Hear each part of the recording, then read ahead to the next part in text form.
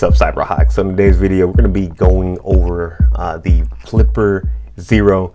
I'm not sure you guys know exactly what this is, so we're going to go ahead and maybe show like a few more examples of this and then a breakdown of this device and possibly if you should get this or not in your hacking career. So let's go ahead and get into it. Okay, so you use that to get inside that gate without actually having the key. Okay, let's see what else he got.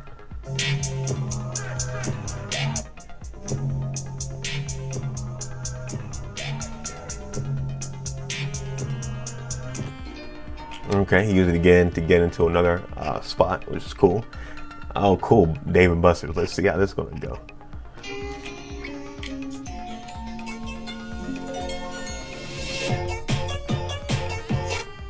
Okay, I do like that too. You can kind of have, like, if you wanted to, from what I'm seeing on this, you can, I guess, have like whatever code it is for your key code for your door, the key code or whatever on that Dave & Buster or whatever type of game card you're in, like main event over here. And it looks like you can save it all to that device, and then you can kind of use that device everywhere because you're able to change that number.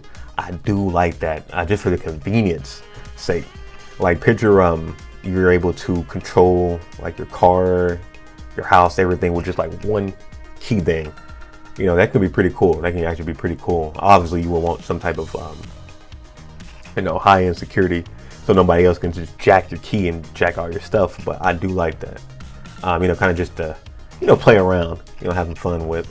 Let's go ahead and like watch like two more of these real quick.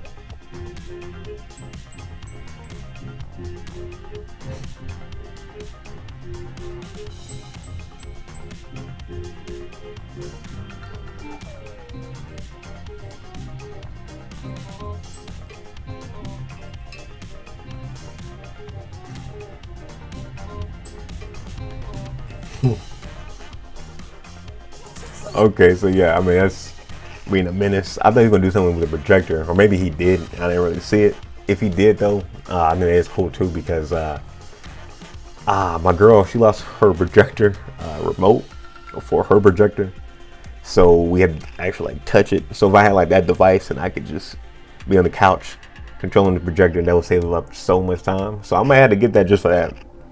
And now let's go ahead and look at this last one real quick, and then we'll look at the like breakdown of this device.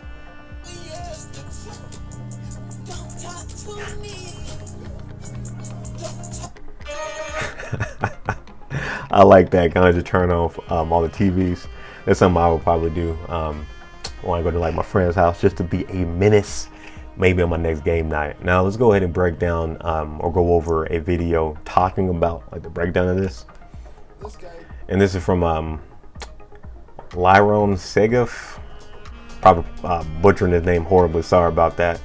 But let's make this theater mode, and I don't know why I still have that on there. Five Nights at Freddy's. It is clearly closed, and to open it you need a remote. Or do you? I just use the flipper to clone the signal that typically will go from the remote to open the gate. So when we lock up at night, are we really that secure? Last time I showed you how to use this device to capture credit card numbers, but this time I'm going to show you how to use it as a cloning. I do like that. You can use that to collect credit card numbers. So again, I wonder, would you be able to use it at a one of those, like, I guess, POS stations or whatever when you're like paying? Because if so, you could have like multiple credit cards on there, and then you got kind of just swipe that, kind of just like having that like on your like Google Wallet or Apple Wallet, for example, but just in that device. That's kind of what it's reminding me of. But with that same device, you can also use it for stuff like your house, your car, etc. Tool. Let's start off with the gate before we move on to cloning keys to unlock secure areas. Here we have a standard garage or gate opener. As you press the button, the light flickers to show you that a signal has been sent. I open up the frequency analyzer on the flipper, And now, every time I push the button on the remote, you can see that the frequency is currently being shown on the flipper itself. And you can see that it's constantly changing, but more on that shortly. What we want to do next is we want to be able to capture the signal. So I set up the recording screen. Once it's ready to go, I hit record, press the button on the remote control, and you can clearly see that it has been captured. That little spike means the signal has been captured. And now I have a bunch of options. One of those options is to save the signal for later. I can give it a name like I've done here, where I've saved mine called gate. Whenever I want to open that gate, I simply press the send button and the signal is sent from the flipper to the gate and my gate opens. Okay, that's cool. That's cool. That's cool. I don't have a gate or a garage. What I do like that, I know my sister does. I wonder if she's watching this video right now. I may have to get this and test it out on your garage to see if I'm able to get in just like that. That would be crazy. That would be crazy. Obviously, I'm doing this on my own personal equipment. Do not do this on somebody else's. Now, a couple of things. You don't have to have the gate remote close to the flipper in order for it to scan. You can do this at a distance. There are various tools out there that have a high range antenna that can pick up these signals from a car sitting outside the house. Ah, look at that. Look at that. And so, yeah, you don't want to be close to it. Kind of similar to one of the other videos where we're kind of going over how you can hack into different Wi-Fi's like 100 feet away. Yeah, if you're like at a hotel, I mean not a hotel, but at a like apartments that have garages like that, you're not even like 100 feet away from your neighbors. You can use that and get into this stuff just like that. It's wild. It's wild to hear. And like I said, you don't even have to be up close. You could, like a regular house, you could be close to the like alleyway. You know, through a basketball somewhere. Like, oops, let me go get this basketball. Oh, gotta go tie my shoes, but you're secretly using this device to try to get in or something like that. You know, it's just like a lot of different ways you can use it. Criminals are using an amplifying device like this one. The next thing is that there's something called rolling codes. And if your gate or garage has that system, then this is not going to work. You need to have a newer garage door opener that changes the code every time you use it. Again, going back to what we talked about, again, another video talking about staying up to date on tech. If you have an older garage, you're a whole lot more susceptible to this type of attack. But if you're using a newer one, like he's saying, using a rolling code, so you're always doing like a new frequency, that device may get that one frequency, but it's not getting all the other new ones. So they're not able to continually get access to your garage or whatever you're trying to get into. So again, kind of staying up to date on your tech can save you a lot. That still doesn't mean it's impossible, but it makes it a lot harder. So the reason that the flipper is not going to be able to work on those systems is because when I capture the signal and that random code, the next time you press your remote, it's expecting a new code that the flipper simply doesn't have. So the gate or garage won't open. This is the same kind of system that cars use, which makes it much harder to clone a car's remote to unlock the car's doors. But by and large, cars are pretty safe. Not perfect, but the equipment that's needed to break into cars is on another level.